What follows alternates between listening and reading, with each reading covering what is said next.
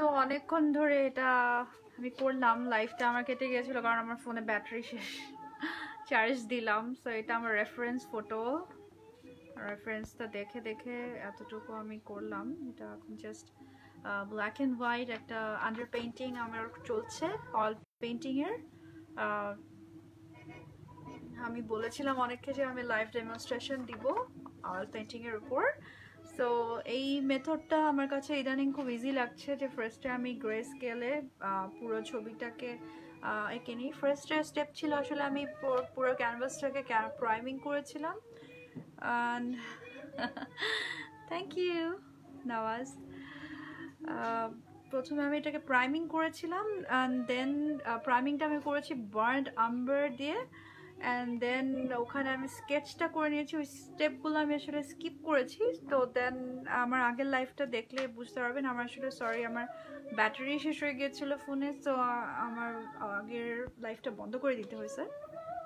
তো এর মাঝখানে আমি এতটুকু কমপ্লিট করেছি। এখন আমার কিছু হাইলাইটিংয়ের কাজ বাকি আছে। এখন আমি যাতে এতক্ষণ জাস্ট শ্যাডোগুলো দিলাম গ্রে স্কেলে, ভ্যালিউসগুলো জাস্ট অ্যাড করলাম পেইন্টিংয়ের উপর। আমার আসলে স্ট্যান্ড নাই ওরকম, আমি যে স্ট্যান্ডটা ইউজ করতেছি ওই স্ট্যান্ডটা দিয়ে আসলে ঠিক মতো লাইফটা বোঝানো যাচ্ছে না। তো এখন আমি হাতে নিয়েই আই উইল ট্রাই যে দেখি কি করা যায়। তো এখন আমার জাস্ট এই শাড়ি এই জায়গাগুলো আমার কিছু কাজ বাকি আছে। এটা আমি একটু ভারী বড় ব্রাশ দিয়ে করতে পারি চাইলে। আর আমার কিছু হাইলাইটিং বাকি আছে। সো যত বেশি হাইলাইটিং হবে তত বেশি ছবিটা বের হয়ে আসবে ভিতর থেকে, অনেক বেশি প্রাণবন্ত মনে হবে। সো এই জন্য হাইলাইটিংটা ইজ ভেরি ইম্পর্ট্যান্ট। যত বেশি হাইলাইটিং অ্যাড করা যায় ছবিতে তখন ছবিটা অনেক বেশি লাইভলি প্রাণবন্ত যেটা বলেন ওরকম মনে হয়। তো এটা অলমোস্ট মোটামুটি আমার ডান। এটাকে আরও অনেক পারফেকশন আনা যাবে, বাট এই মুহূর্তে আমি অনেক বেশি কাজ করব না। আমি জাস্ট শেডগুলোকে পারফেক্টলি দিয়েছি। এখন জাস্ট বাকি অংশগুলোকে একটু কালার করে, এখন আমার জাস্ট যেহেতু এটা শুকাবে, এখন শুকাতে আমার আবার ওয়েট করতে হবে। তো এর মধ্যে আমি আনুষঙ্গিক যে পেইন্টগুলো আছে আশেপাশে আরও যে জায়গাগুলো আছে যেগুলো অনেক বেশি পারফেকশনের প্রয়োজন নাই, সেগুলো আমি এর মাঝখানে করে ফেলবো। তো আমার এটা হচ্ছে আমার রেফারেন্স ফটোটা, ওখানে আমি দেখছি এটা আমি চেষ্টা করেছি অনেকটুকুই আনার জন্য। আর যেখানে আমার মডেলের সামনে যিনি আছেন ওনার মুখে অনেক বেশি লাইট পড়াতে ওনার ফেসটা অনেক বেশি ব্রাইট দেখা যাচ্ছে, আর পেছনে যে আছেন ওনার যেহেতু উনি পেছনে আছে আর এইটা অনেক আগের দিনের ক্যামেরায় তোলা একটা ছবি, তো সেভাবে আসলে ওনার ফেসটা অনেক বেশি ডার্ক মনে হচ্ছে। সো আমি জাস্ট দুটো ব্যালেন্স করার জন্য দুটা ফেসকে একই স্কেলে রাখার আমি ট্রাই করেছি, বাট আই ডোন্ট নো কত। Can you make one for me?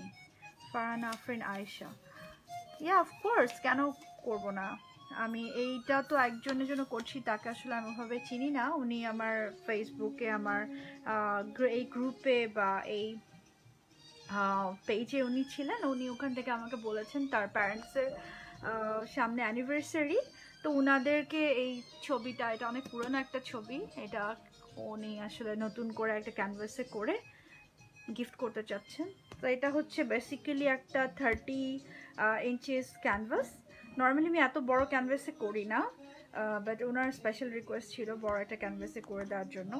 Samira Khalil আছে।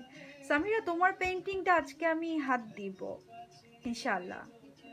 তোমার পেইন্টিংয়ের এখনও অনেক কিছু বাকি আছে, জাস্ট স্কেচিংটা করে রেখেছি আমি, এখন প্রাইমিংটা করে রেখেছি, বাট গ্রে স্কেলে এখনও আনা হয় নাই।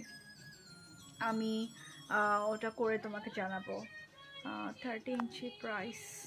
আচ্ছা আপু, আপনি যদি পোর্ট্রেট করাতে চান আপনি একটু কাইন্ডলি আমার ইনবক্সটা করে রাখেন, আমি আপনাকে রেসপন্স করে দিব। আমি এটা যখন শেষ করব, শেষ করার পর আপনার মেসেজ ইনশাল্লাহ আমি রেসপন্স করে দেব।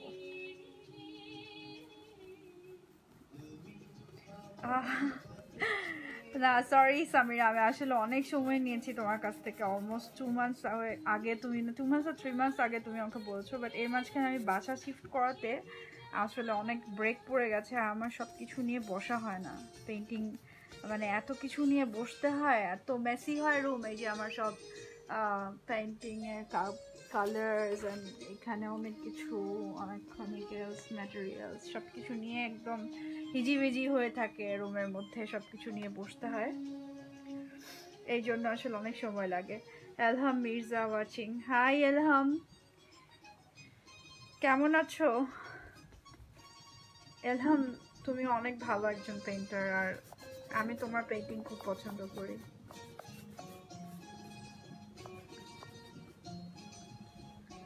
Amazing, just amazing you are. Thank you Elham, তোমার ছবি অনেক ভালো লাগে আমার। এখন আমি বেসিক্যালি যেটা করছি যে এটা একটা আমি ফিনিশিং টাচ, মানে গ্রে স্কেলের মধ্যে যে ফিনিশিং টাচটুকু দেওয়ার সেটা আমি দিব, পরে আমি এটাকে আরো ঠিকঠাক করব।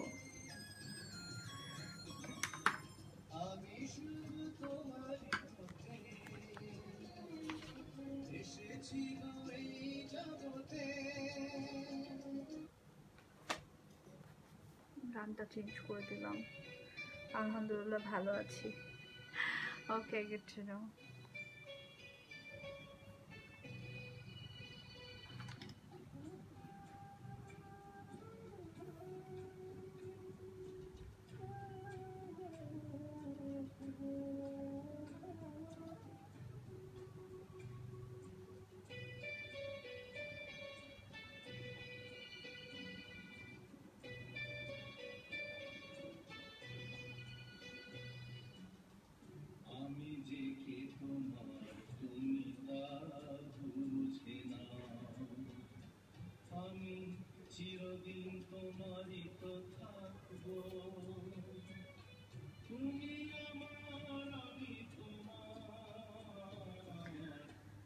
সো এই জায়গাগুলো শুকাতে থাক, সেই মধ্যে আমি ব্যাকগ্রাউন্ডের কালারগুলো এখন ইন্ট্রোডিউস করব।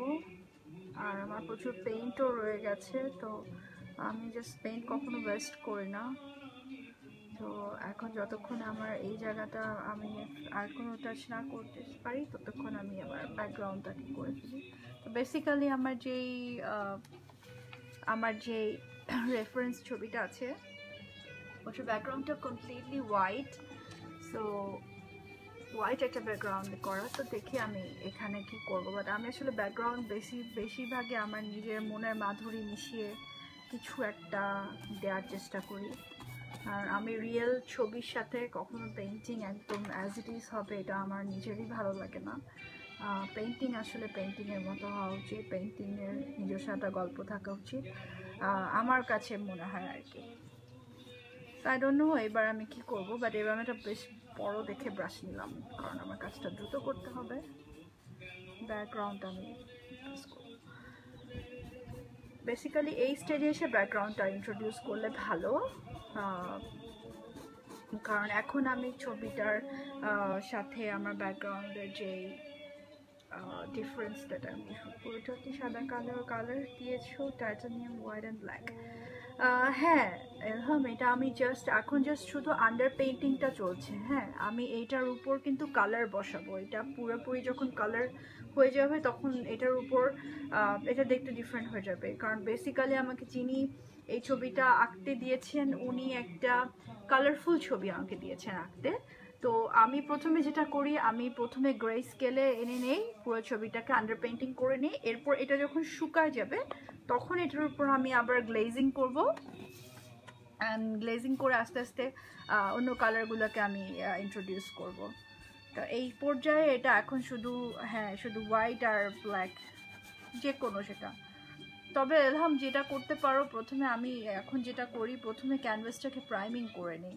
আর প্রাইমিংয়ের জন্য বার্ন্ট আম্বার কালারটা যদি ইউজ করে নাও সেক্ষেত্রে অনেক সুবিধা হয়, ভ্যালিউসগুলোকে একদম প্রপোর্শন ভ্যালিউস এগুলো একদম পারফেক্টলি বসানোর জন্য। আদারওয়াইজ আগে আমার খুব সমস্যা হতো, আমি ভ্যালিউটা ঠিকমতো বসাতে পারতাম না।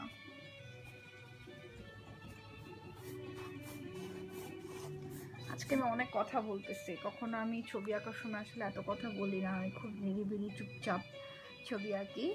ইভেন আমি রুমে কাউকে অ্যালাউও করি না, কেউ ছবির দিকে তাকায় সেটা ভাবলে আমি ছবি আঁকতে পারি না।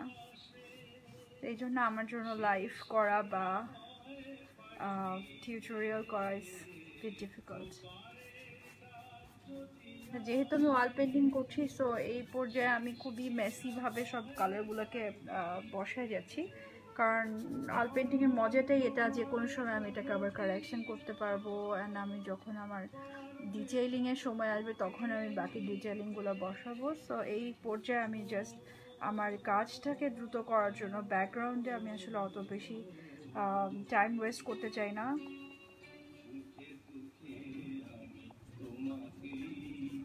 আমার কাছে ব্যাকগ্রাউন্ড সিম্পল রাখাটাই পছন্দ।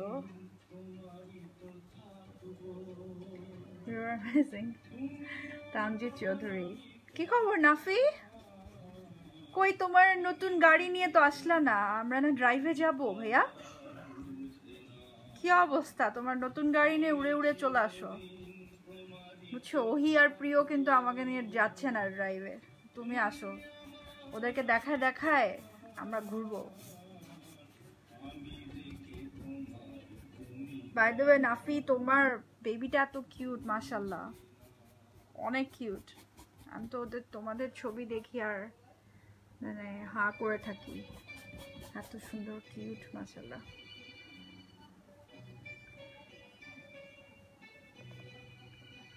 তো চুলগুলোকে আমি পরে আরও অনেক ডিটেইলিং করব, এখন আমি জাস্ট আমার ব্যাকগ্রাউন্ড বসায় যাচ্ছি। আর ব্যাকগ্রাউন্ড বসানোর সময় একটা জিনিস খেয়াল রাখতে হবে যে এইখানে যে গ্যাপগুলো আছে, মানে ছবির সাথে যে গ্যাপটা থাকে, এই জায়গাগুলো আসলে ব্লেন্ড আউট করে দিতে হবে, নাহলে পরবর্তীতে এটা ব্লেন্ড করতে খুবই প্রবলেম হয়, তখন আর এটা ব্লেন্ড হতে চায় না। সো ওয়াল পেন্টিংয়ের বেলা এই জায়গাগুলোতে গ্যাপ থাকলে আমার কাছে ভালো লাগে না, পরে এগুলো ফাঁকা ফাঁকা মনে হয়, আলগা আলগা মনে হয়।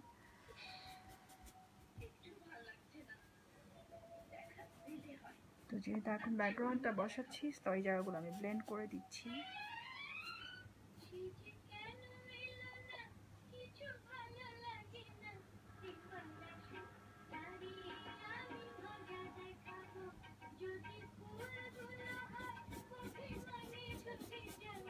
আর ব্যাকগ্রাউন্ডের কালার যে কোনো সময় পরবর্তীতে এটাকে চেঞ্জ করা যায়, ঠিক করা যায়। আমি এখন জাস্ট আমার অনেক কালার রয়ে গেছে আর আমার মেইন পেন্টিংটা মোটামুটি ডান, সো ওই বাকি কালারটা দিয়ে আমি ব্যাকগ্রাউন্ডটা করে ফেলছি। হ্যাঁ নাফি, মাশাআল্লাহ। তোমার মেয়ের নাম কি রাখছো? মানে তুমিও কিউট, তোমার ওয়াইফও এত কিউট, মাশাআল্লাহ। তো বেবিও একদম পুতুল একটা, খুবই ভালো লাগে ওকে আমার। আচ্ছা, আমার যে রেফারেন্স ফটোটা সেইটার ব্যাকগ্রাউন্ডটা basically white, but still white হলেও এই জায়গাটা সাদা বেশি, কারণ এখানে আলোটা বেশি হিট করেছে আর ওই জায়গাটা একটু বেশি ডার্ক। সো আমি ব্যাকগ্রাউন্ডটা এভাবে দেওয়ার চেষ্টা করব, কারণ এই ছবিটার ক্ষেত্রে আমার কেন যেন মনে হচ্ছে আমি রেফারেন্স ফটোর মতোই ব্যাকগ্রাউন্ড ইউজ করবো, এখানে আমি আমার মনের মাধুরী হয়তো মিশাবো না। সো এখানে একটা ওনার শ্যাডো পড়েছে ওনার ফেসের সাথে, যে একটা খুব শার্প যে শ্যাডোটা থাকে। আগের দিনের ভিডিও ক্যামেরাগুলোতে যখন ছবি তোলা হতো তখন কিন্তু খুব শার্প একটা শ্যাডো পড়তো ফেসের এগেইনস্টে, so if you can see it. তো সেই শ্যাডোটা হচ্ছে এইটা। তো এই শ্যাডোটাকে যেন আরও বেশি ভিজিবল মনে হয়, দ্যাটস ওয়াই এখানটাকে ব্লেন্ড আমি করছি, কিন্তু একটু ডার্ক করে রাখছি। হ্যাঁ, এই জায়গার থেকে এই জায়গার ভ্যালিউজটা একটু ডার্ক করে দিচ্ছি। আমি পুরো পেন্টিংটা জাস্ট হাতে নিয়ে, পুরো ক্যামেরাটা এখন আবার হাতে ধরে কাজটা করছি, বিকজ তখন আমি স্ট্যান্ডে লাগানো ছিল আমার ফোনটা, তো আমি দেখছিলাম যে একটা নির্দিষ্ট জায়গা ছাড়া পুরো ক্যানভাসের ঘটনাটা দেখা যাচ্ছিল না। তো এখন আমি ট্রাই করছি যে যাতে পুরোটাই সবাই দেখতে পারে।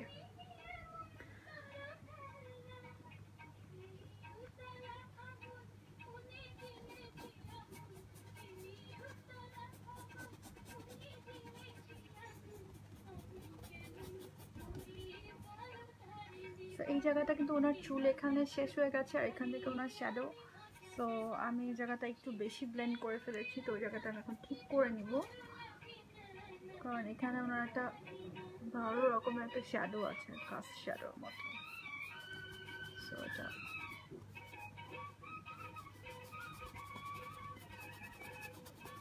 বেশ শার্প একটা শ্যাডো। এটা আমি ব্যাকগ্রাউন্ডের সাথে ব্লেন্ড করে দিলাম। এবার আবার ব্যাকগ্রাউন্ডটা আমি আমার মতো করে নিই। আচ্ছা, এখানে আমি ওনার শাড়িটাকে করতে চাচ্ছি, বাট শাড়িটা করার আগে প্রথমে আমি খুব ডিটেইলিং করি না। শাড়িটা প্রথমে আমি খুব বেসিক একটা কালার দিয়ে, মানে জাস্ট বোল্ডভাবে কিছু স্ট্রোক দিয়ে যাই, পরে আমি ডিটেইলিং করি। যখন আমার হোল পেইন্টিংটা শেষ হয়ে যাবে তখন আমি ডিটেইলিং করব। সো এখন এতটুকু আসার পর আমি যেটা বলতে পারি যে ইউ ক্যান সি যে আমার যে ছবি সেখানে যেখানে শ্যাডো ছিল, শ্যাডোগুলোকে আমি প্রথমে খুবই ইম্পর্টেন্স দিয়ে বুঝাইছি। লাইক এই জায়গাটা অনেক বেশি ডার্ক, এই জায়গাটা অনেক বেশি ডার্ক ছিল আমার অরিজিনাল ছবিতে। এই জায়গাটা খুব ডার্ক কারণ এখানে চীনের একটা বড় শ্যাডো পড়েছে। চুলের এই জায়গাগুলো অনেক ডার্ক কারণ আলোটা এখান থেকে এসে পড়ছে, সো তার চুলের এই জায়গাগুলো ডার্ক হয়ে গেছে। তো ওই শ্যাডোগুলোকে আমি খুবই মানে যত্ন করে অনেক সময় লাগিয়ে বুঝে স্টাডি করে আমি এটা বসানোর ট্রাই করেছি। কারণ শ্যাডো অ্যান্ড ভ্যালিউজ মানে যেটা থাকে কী বলে লাইট অ্যান্ড শ্যাডো যদি ঠিক মতো একটা ছবির বসানো যায় তাহলে সেক্ষেত্রে ছবিটার মানে একদম প্রাণবন্ত মনে হয়। আদারওয়াইজ খুব সুন্দর একটা স্কেচ করলাম, বাট ছবিটার যে অরিজিনাল কালার বা ওটা নিয়ে যদি আমি অনেক বেশি ফোকাস থাকি তাহলে আবার ছবিটা অত বেশি ন্যাচারাল আমার লাগে না। তো আমি অনেক পেন্টিং ওভাবেও করেছি, বাট আমার কাছে মনে হয়েছে ওগুলার লাইভলিনেস খুব কম থাকে। সো এখন আমার যেহেতু এই জায়গাটা অলমোস্ট কমপ্লিট, পরে হয়তো I can change my mind, ওই জায়গায় ওখানে আমি আরও কিছু ডিটেইলিং আনবো। বাট এখন এই মুহূর্তে আমার জাস্ট কিছু এক্সট্রা পেইন্টস আছে, আমি ওনার শাড়িটাকে করে নিচ্ছি। আমার আজকে খুবই বাংলা সিনেমার পুরোনো দিনের গানগুলো শুনতে ইচ্ছা করতেছে, তো আমার টিভিতে ওগুলাই চলতেছে। সলমান শাহ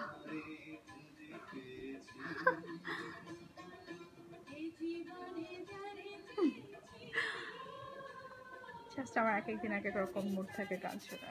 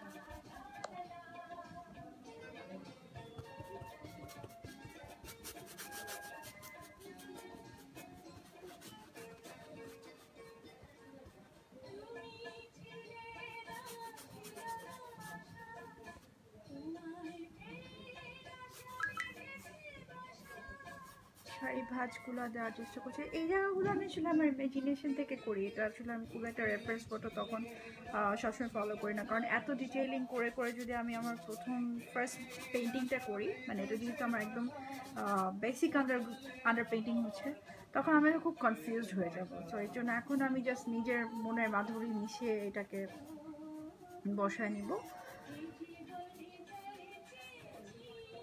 তো আমার আসলে এই পর্যায়ে বা এই সময় যারা পেন্টিংটা দেখে তারা খুব কনফিউজড হয়ে যায়, বলে যে আল্লাহ মো এখানে সমস্যা হয়েছে, ওখানে প্রবলেম হয়েছে, এই জায়গায় ফল্ট হয়েছে, এটা ঠিক করো ওটা ঠিক করো।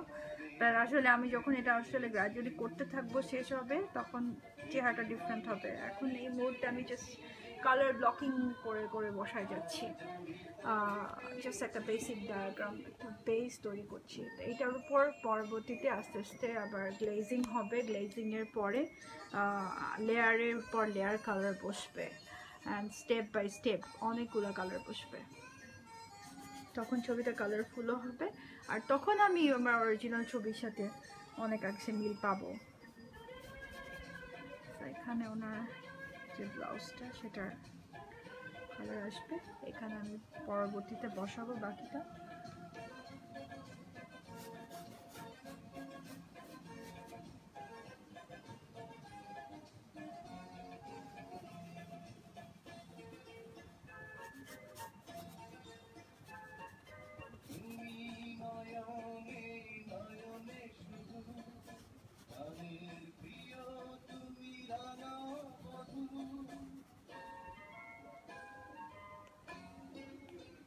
গানটা চেঞ্জ করবো, গানটা আমার খুব ট্যাকি মনে হচ্ছে, ভালো লাগছে না।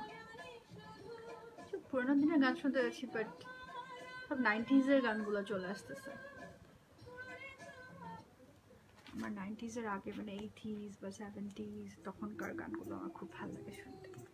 আচ্ছা, তো এইটা হচ্ছে ওনার পাঞ্জাবিটা। ওনার বেসিক্যালি একটা হোয়াইট পাঞ্জাবি পরা, মানে আমার রেফারেন্স ফটোতে একটা হোয়াইট পাঞ্জাবি পরা।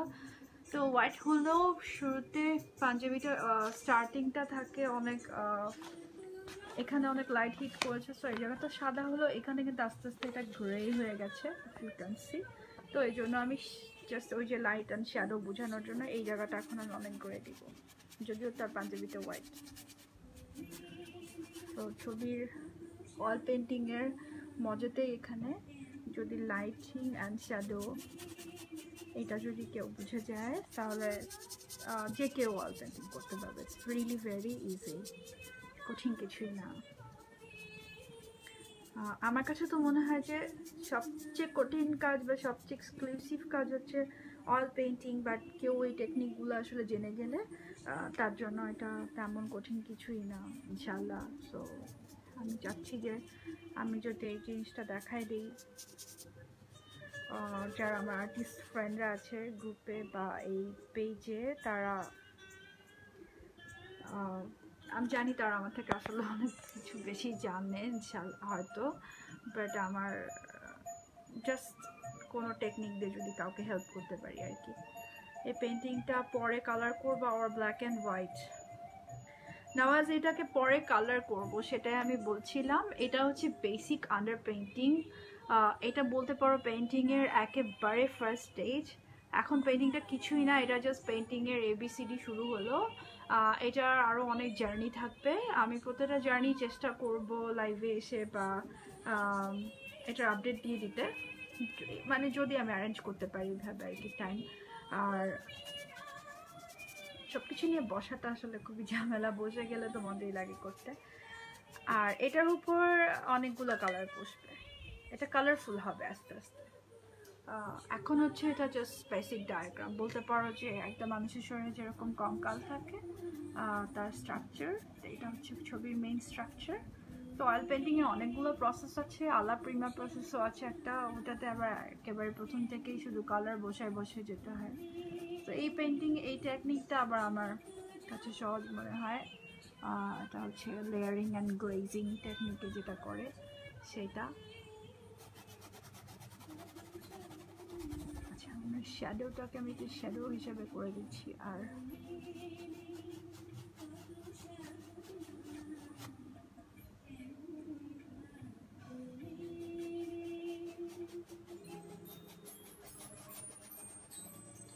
চুলটাকে আলাদা করে বোঝানোর জন্য ওই জায়গাটাকে আমি একটু হালকা করে দিলাম।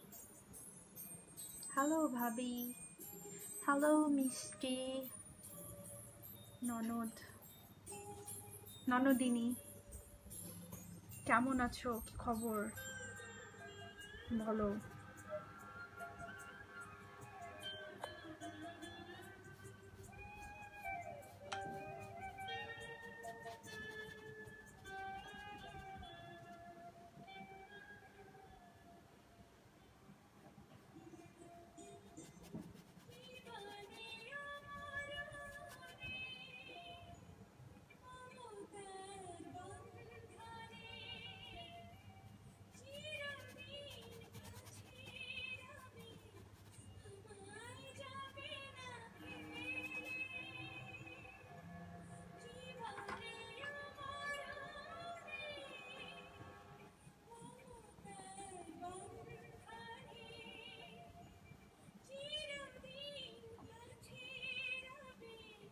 এটা হচ্ছে কপালে পড়ে থাকা কিছু চুল।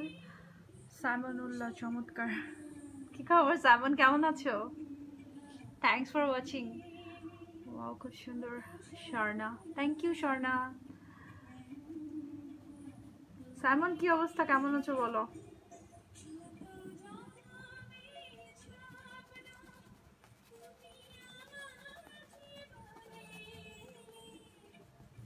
এখানে যে শোল্ডারের পিছনে একটা আমি শ্যাডো ক্রিয়েট করতে চাচ্ছি, কারণ এই জায়গাটাতে আলো এসে পড়ছে না, এটা মাথার নিচের অংশ, তো এখানে ডেফিনেটলি একটা শ্যাডো থাকবে, যেটা আমার অরিজিনাল পেন্টিংয়ের অরিজিনাল রেফারেন্স ফটোতে নাই, বাট আমি আসলে অনেক কিছুই ইন্ট্রোডিউস করি যখন আমি নিজের মতো করে আঁকি, আমার নিজের কল্পনা শক্তিকে কাজে লাগাই।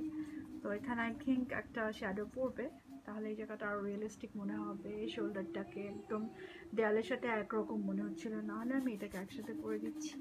আর অরিজিনাল পেন্টিং যাতে এখানে একটা হ্যান্ড ছিল, বেসিক্যালি আঙ্কেল আন্টিকে এখান থেকে মানে ধরে রেখেছে, তো আমি জানি না আমি হাতটা কি রাখবো কি রাখবো না। বেসিক্যালি আমি পোর্ট্রেটে হাত বা কোনো কিছু শরীরের অন্য কোনো অঙ্গ প্রত্যঙ্গ কিছুই আমি রাখি না, আমার ভালো লাগে না। আমি শুধু চাই যে পোর্ট্রেট হবে, শুধু পোর্ট্রেট, চেহারা সব ফিচার একটা ফেশিয়াল এক্সপ্রেশন দিয়ে সে তার সব কিছু বুঝাবে। তো এই জন্য আমি জানি না আমি হাতটা পরে আঁকবো কি আঁকবো না, বাট আপাতত আমি আঁকতেছি না, আপাতত খালি রাখছি। আচ্ছা, আমি এখন কিছু হাইলাইট করবো বলেছিলাম, আমার হাইলাইটিং পার্টগুলো বাকি আছে, সো একটু ড্রাই হয়েছে।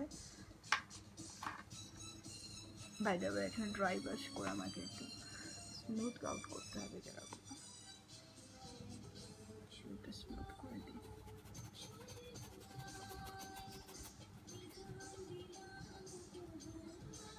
অয়েল পেন্টিং বেসিক্যালি এত বেশি ব্লেন্ডিং করতে হয় না, অয়েল পেন্টিংয়ে যত বেশি ব্রাশ স্ট্রোকস দেখা যাবে ততই সেটা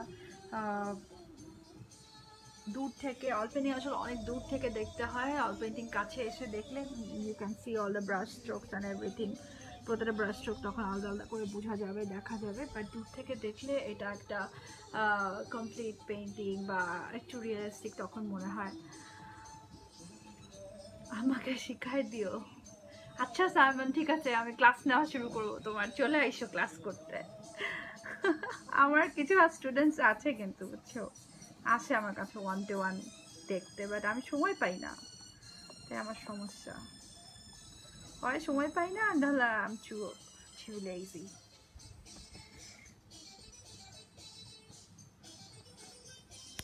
পচা পচা সব গান কেন হচ্ছে?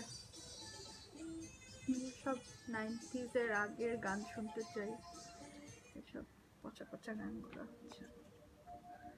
Tell loudly, clearly and slowly. ঠিক আছে আম্মু, আস্তে আস্তে স্লোলি কথা বলবো এখন। আমি অনেক দ্রুত কথা বলি না?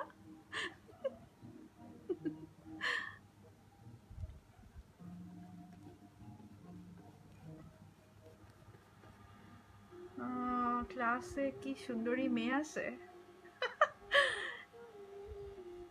না সেভেন, তোমার ক্লাস তো 1-to-1 নিব, ওখানে কোনো মেয়ে কেন থাকবে? তো তুমি আর আমি, ওখানে তুমি আর আমি ক্লাস করবো। আমার তো সব ক্লাস 1-to-1 নেই, কোনো ওই একসাথে 10-12 জনকে বসায় ওরকম করে ক্লাস নেই না তো। ফুল কনসেন্ট্রেশন একজনের উপর রাখা ভালো, শিখলে একজন শিখলে মানে একজন যদি ভালো মতো শিখে ওটাই ভালো, 10 জন মিলে শিখে কি লাভ? 10 জন শিখতে গেলে দেখা যায় যে 10 জনেরই ভালো মতো শিক্ষা হয়, তাই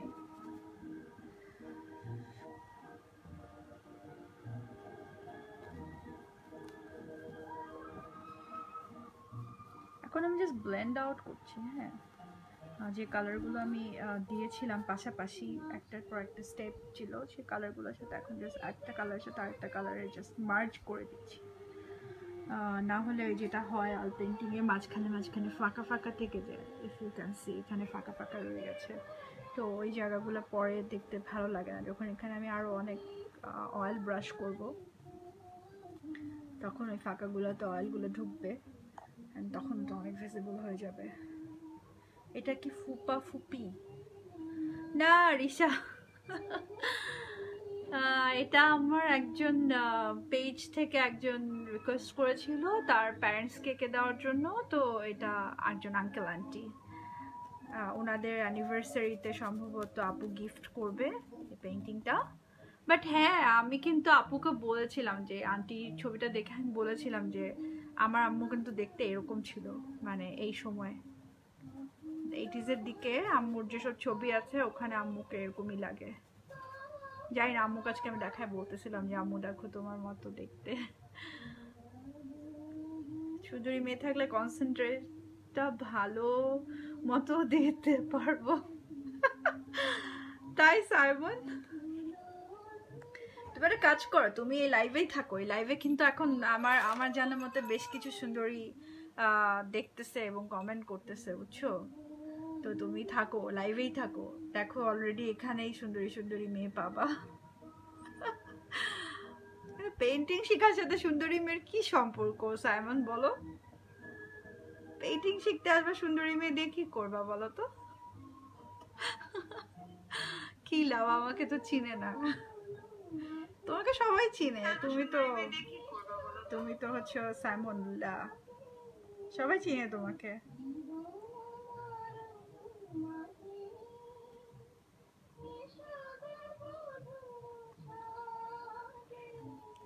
মাশাআল্লাহ দারুণ, আমি মুগ্ধ মৌ, আমি ভাবি রোয়েনা জান্নাত। ভাবি আমি কি আপনাকে চিনি না? আপনি আপনার পরিচয় দিচ্ছেন। থ্যাংক ইউ ভাবি, সালাম। এন্ড কেমন আছেন আপনি? অবশ্যই আপনাকে আমি খুব ভালো মতো চিনতে পারি, আপনার ফেসবুক আইডি এটা। বাসা সবাই কেমন আছে ভাবি? আপনার বেবি কেমন আছে? ভাইয়া কেমন আছে বলেন।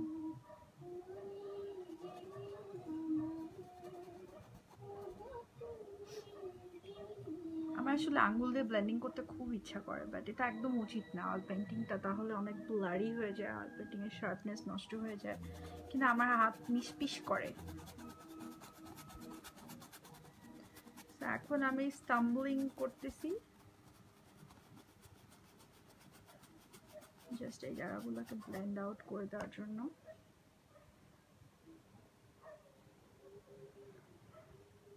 পেইন্টিং শিখিয়ে দিলে আমি ওই সুন্দরী মেয়ের প্রতিছবি আঁকবো। আমি তো কুইক লার্নার। আচ্ছা ঠিক আছে, আগে আমার একটা পেইন্টিং করে দাও। আমি তো মানে কি কষ্ট দেখো, আমরা তো মানে আমি কত মানুষের পেইন্টিং করে দিই, আমার পেইন্টিং কেউ করে দেয় না। আর এক দুজন যাও দিচ্ছে ওগুলো মানে ওরকম মাহমুরি পেইন্টিং না, আমাকে দিয়েছে করে টোরে স্কেচ টেচ, কিন্তু আমাকে সান্ত্বনা পুরস্কার দিয়েছে আর কি, বুঝছো? তুমি আমার একটা পেইন্টিং করে দাও না সাইমন, আমি ওটা মনে করো আমি মার্কেটিং করে দিব, অনেক সুন্দরী আপুদেরকে দেখাবো।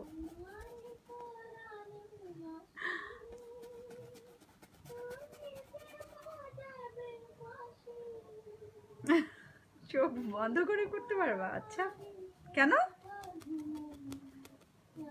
চোখ বন্ধ করে কেন পেইন্টিং করতে পারবা? তুমি তাহলে তো বিশাল পেইন্টার রে বাবা, চোখ বন্ধ করে। আই উইশ কোনো এক সময় আমি চোখ বন্ধ করে ছবি আঁকতে পারবো। খুব মানে বড় মাপের পেইন্টাররাও তো পারে না, তুমি চোখ বন্ধ করে পেইন্টিং করতে পারো, তাহলে তো তুমি ভাই আমার বস, আমাকে একটু শিখায়ও। তুমি তো আমার মনে প্রাণে। তাই নাকি সাইমন? এতদিনে এসে কথা বলতেছো, এখন বলে লাভ আছে বলো? আর তুমি যদি এগুলা বলো তাহলে তো কোনো সুন্দরী আপু তোমার সাথে পরিচয় করবে না। না মামিকে মামাকে অনেকদিন দেখি না, শান্তিনগর আমাদের বাসায় আসতে বলো। আচ্ছা ভাবি বলবো। আর তোমরা আইসো ভাবি। আর আমরা তো এখন বাসা শিফট করছি, বুঝছো? আমরা চলে আসছি অন্যদিকে, শান্তিনগরে আর নাই। জানো কিনা জানি না, রিসেন্টলি করোনার মধ্যে, লকডাউনের মধ্যে বাসা শিফট করতে হয়েছে। এখন তোমাদের থেকে অনেক দূরে চলে আসছি, এদিকে আসলে ডেফিনেটলি আসবা বাসায়। কি এক মানে মহামারী আসছে, মানুষজনের সাথে এখন আর দেখা হয় না। আমি হচ্ছে লকডাউনের মধ্যে প্রচুর পেইন্টিং করছি, যেটা নর্মালি আমি একদম সময় পাই না, বা আমি আলসেমির জন্য।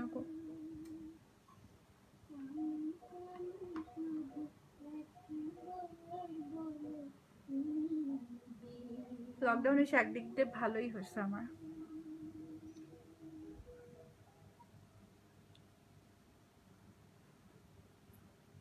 নোজ হাইলাইটিং করছি আর লিপসের হাইলাইটিংটা দিচ্ছি। যেহেতু এটা অনেক পুরোনো দিনের পেইন্টিং, পুরোনো দিনের ছবি, সরি, ওনার ওখানে লিপস্টিকটা খুবই হাইলাইট করছিল। সোনা পাখি, থ্যাংক ইউ ভাবি।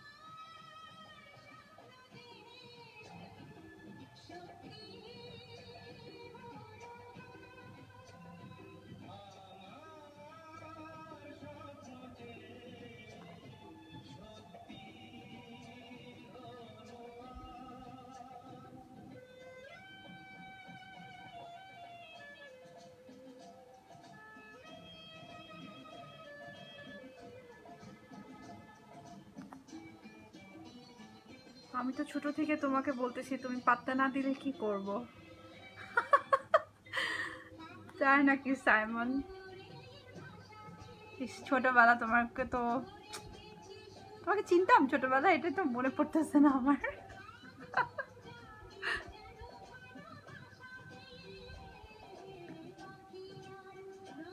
তোমার সাথে তো ফ্রেন্ডশিপ করা দিল সুরভি।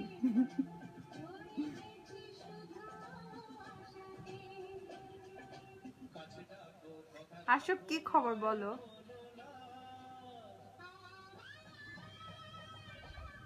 সাইমন, তোমাকে অনেকদিন পর তোমার সাথে কথা হচ্ছে।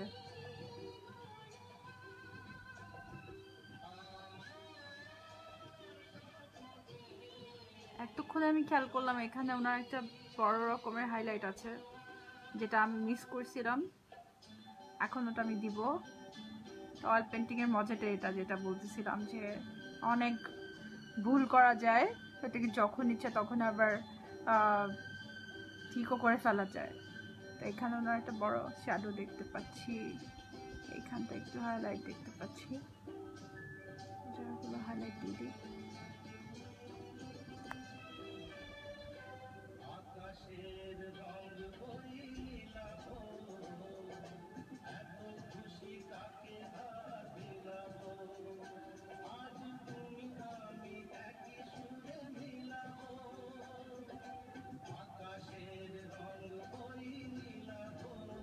তোমাকে দেখার পর থেকে তো মনে পড়তেছে ছোটবেলায় যাকে স্বপ্ন দেখতাম সেটা তুমি। ও আচ্ছা আচ্ছা আচ্ছা,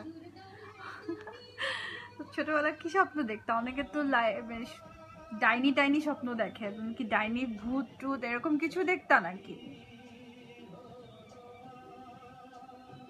তোমাকে স্বপ্নে স্বপ্নে প্রপোজ করে যাচ্ছিলাম। ও আচ্ছা আচ্ছা,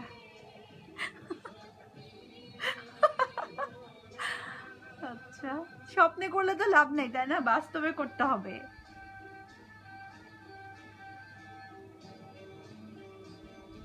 তুমি তো নিজের ফিল নিজে নষ্ট করতেছো সাইমন। সুন্দরী মেয়েদেরকে সাথে তুমি ক্লাস করতে চাচ্ছ, এখন এইসব কথা লিখলে হবে বলো? এগুলো লিখে লিখে তো নিজের ফিল নিজে নষ্ট করতেছো।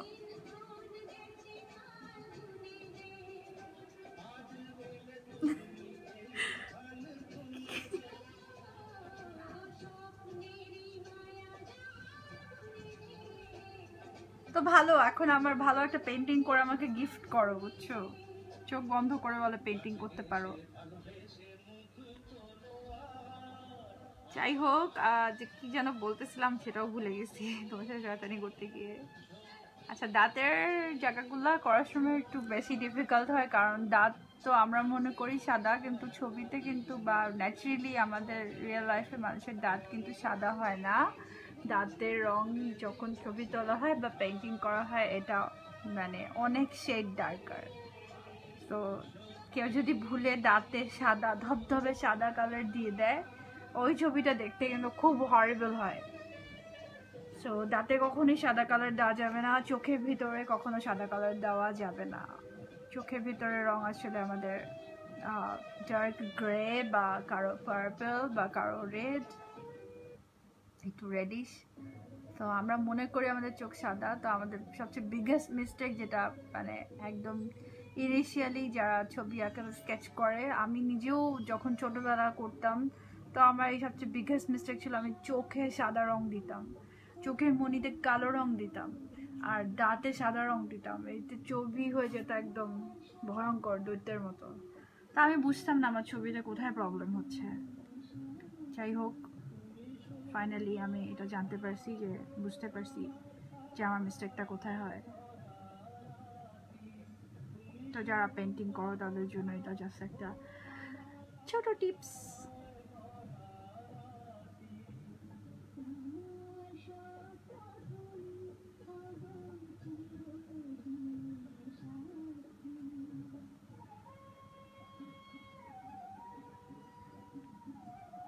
তারা তো বুঝতে পারবে আমার ভালোবাসা কতটুকু গভীর। এখন আমার দিকে ভালোবাসা দেখাও না, তো নৌকা তো অন্যদিকে ডুবে যাবে। আর তোমার গার্লফ্রেন্ড যদি দেখে লাইভ, তা তো হয়েছে, আজকে রাতে তো তোমার সাথে চরম ঝগড়া হবে।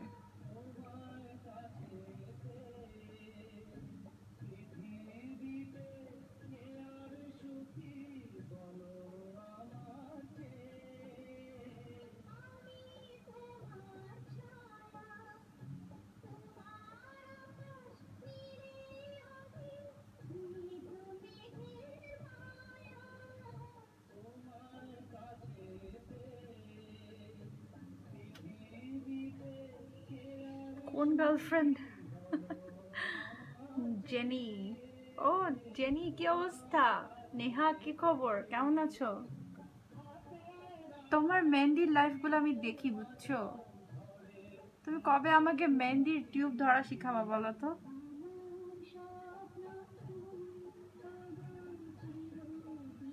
আমার নেহা কিন্তু আমার একটা স্টুডেন্ট, বুঝছো? ও আমার 1-to-1 ক্লাসগুলো করে, আর ও খুব নিজেও খুব বড় একজন আর্টিস্ট।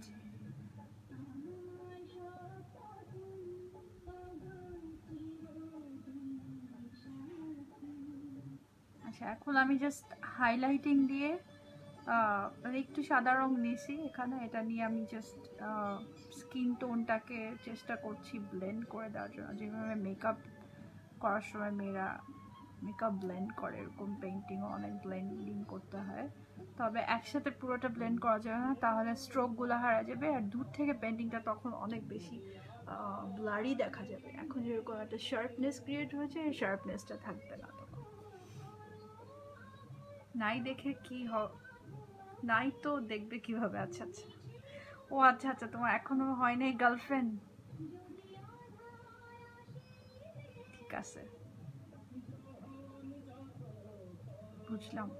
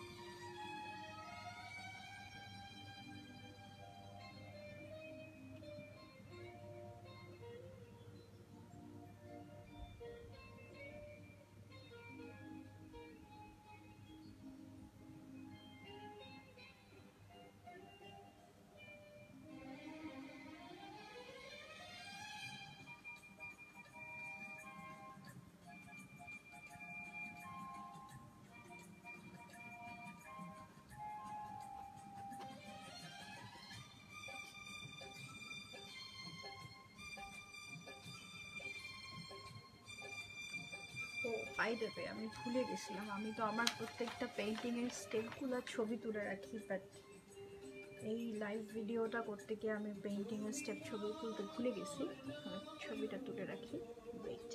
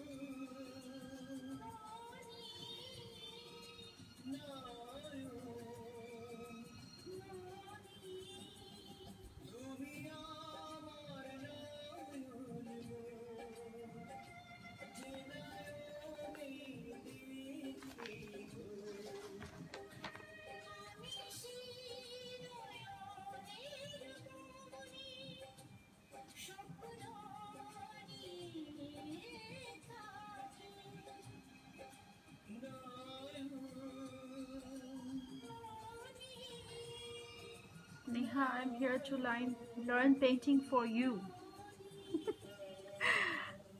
কেন নেহাকে পেইন্টিং গিফট করবা সাইমন?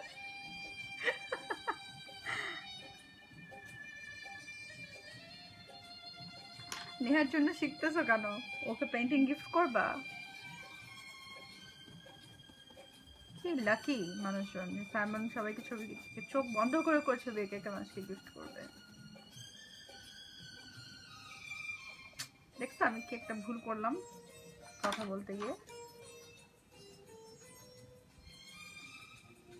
আর কথা বলবো না, চুপ থাকবো। এই জন্যই চুপচাপ পেইন্টিং করি, কথা বলতে গেলে ভুল হয়। সেই তো চেষ্টা করব। কি করবো, চোখ বন্ধ করে ছবি আঁকবা? একটা কাজ করো, তুমি একটা চোখ বন্ধ করে ছবি এঁকে আমার পেজে আপলোড করে দাও, দেখে কেমন হয়। কারণ আমার পেজে তো ইয়ে হয়, কন্টেস্ট চলে মাঝে মাঝে, তো অনেক আকর্ষণীয় পুরস্কারও থাকে। সো আই গেস তুমি ছবি দিলে কেউ তোমার সাথে পারবে না। আচ্ছা আমি একটা ভুল করছি, এটা আমি ঠিক করবো এখন। ভুলটা হচ্ছে এইখানে আমি ওনার শ্যাডোটাকে বেশি লাইট করে ফেলেছি, মানে স্কিন কালার মতো করে ফেলেছি। তো স্কিন কালার আর শ্যাডো একরকম মনে হচ্ছে, তো এই জায়গাটাকে আমার ডার্ক করতে হবে এখন। কথা বলতে বলতে আমি বেশি ব্লেন্ড করে ফেলছি। সো এই জায়গাটা শুকায় যাবে, তখন অনেক বেশি ভিজিবল হবে, তখন দেখতে খারাপ লাগবে। এখন আমি জাস্ট সিম্পল একটা ব্ল্যাক কালার নিব, নিয়ে এটা কারেক্ট করবো।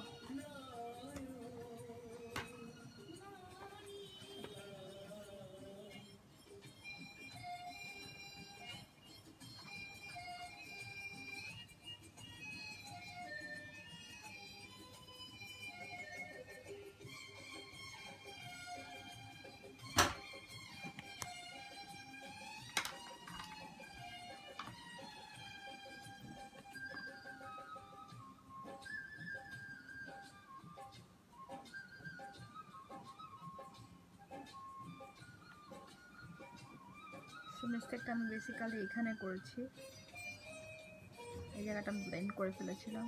এই জায়গাটা আসলে অনেক ডার্ক একটা শ্যাডো আছে।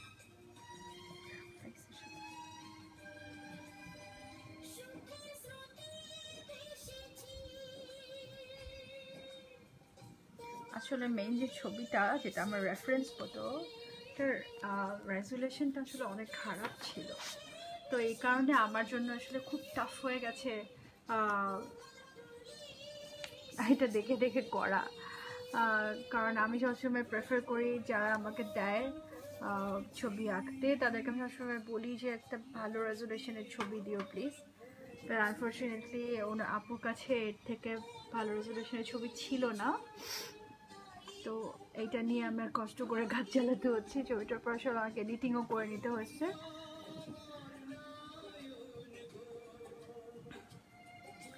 এই কারণে আর কি, যেহেতু আমি গুড রেজুলেশনের ছবি পাই নাই।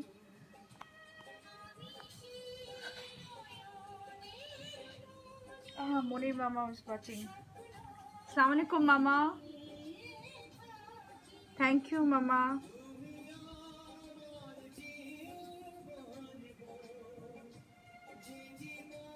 And thanks for watching.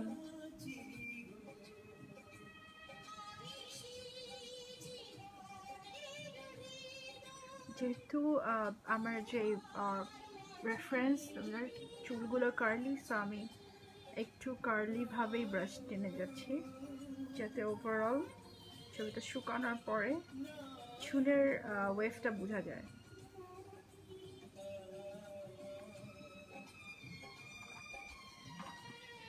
তো আমার অয়েল পরে একদম একাকার হয়ে গেছে।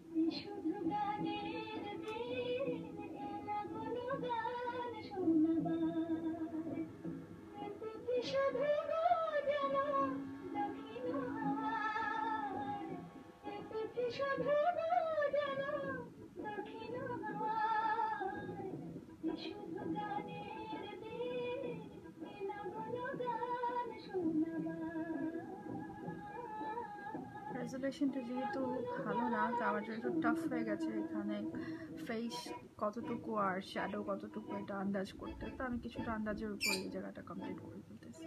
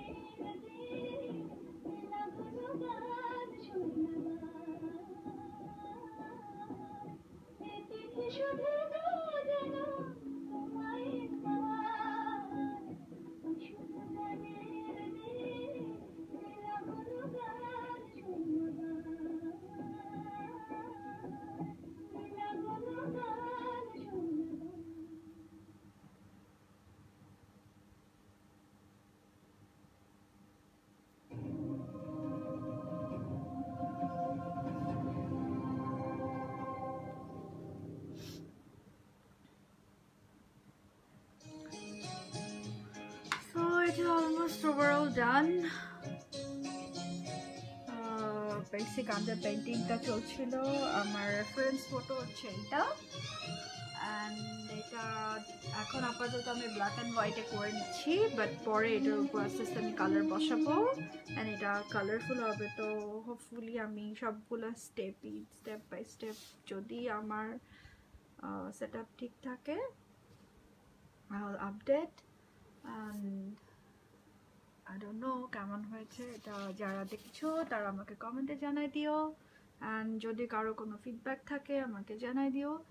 আর আমি আসলে এক হাত দিয়ে ধরে রেখে আরেক হাত দিয়ে পেন্টিং করতেছি, তো ইটস বিট হার্ড, এই কারণে এতটুকু করলাম এখন। আর এটা এমনি তো আমার এখন শুকাতে দিতে হবে। এটা ড্রাইং টাইম অনেক বেশি, অনেক সময় লাগবে এটা ড্রাই হতে, অ্যাটলিস্ট 1 থেকে 2 দিন আমাকে, বা 3 দিন অনেক সময় যদি বৃষ্টি থাকে, তাহলে আমাকে এটাকে ড্রাই করতে দিতে হবে। দেন আবার আমি পরের লেয়ারে কাজ করতে পারবো। নেক্সট লেয়ারটা হবে হচ্ছে গ্লেজিং। তখন আমি এটার মধ্যে আবার একটা লেয়ার ভার্নিশ করে তার উপর দিয়ে আমি গ্লেজিং করতে থাকবো, which is এখানে কালার অ্যাড করতে থাকবো। তো আস্তে আস্তে ছবিটা কালারফুল হয়ে যাবে। এখন এই মুহূর্তে এটা পুরোই ব্ল্যাক অ্যান্ড হোয়াইট আছে। আর থ্যাংকস এভরিওয়ান যারা এতক্ষণ লাইভে ছিলা, আমাকে দেখছিলা আর আমাকে কমেন্ট করছিলা। সো এটা আমার জন্য খুবই ইন্সপায়ারিং। আর থ্যাংক ইউ পেজে থাকার জন্য। ইনশাল্লাহ পরের লাইভে আবার দেখা হবে। তো এখন আমি এটা ক্লোজ করে দিচ্ছি। সবাই ভালো থেকো। কালকে কি শুক্রবার? আজকে কি থার্সডে? হ্যাঁ, কালকে শুক্রবার, মানে এখন অলরেডি শুক্রবার শুরু হয়ে গেছে। আর আজকে কি 9/11? ও, 9th মান্থ আর 11। ওকে, যাই হোক, হ্যাপি না happy I don't know, but সব দিনই হ্যাপি থাকা উচিত। সবাই হ্যাপি থাকো আর have a wonderful weekend. So good night and good bye. সবাই ভালো থেকো। লাইভটা ক্লোজ করে দিচ্ছি। এটা রেকর্ডেড ভিডিওটা আমি রেখে দিব আমার ওয়ালে। সো কারো যদি পরে দেখার ইচ্ছা থাকে দেখে নিও। Good night.